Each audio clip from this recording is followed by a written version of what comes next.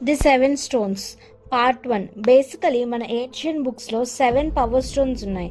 అవేంటో ఈ వీడియోలో తెలుసుకుందాం రండి.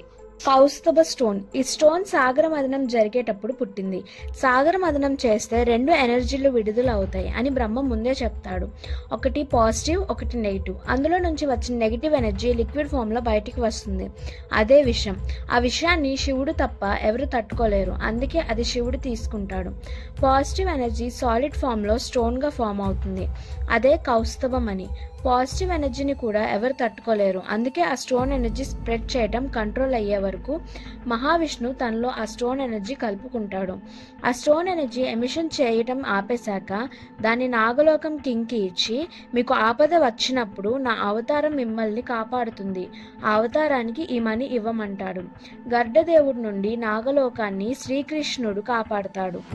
మహావిష్ణు చెప్పినట్టే తన అవతారం వచ్చిందని నాగలోకం తెలుసుకుంటుంది. మహావిష్ణు చెప్పినట్టే ఆ మనీని శ్రీకృష్ణుడికి ఇస్తారు. అప్పటి నుంచి ఆ మనీ శ్రీకృష్ణుడి దగ్గరే ఉంటుంది.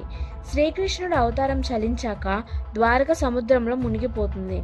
దాంతోపాటే ఈ మనీ కూడా మునిగిపోతుంది.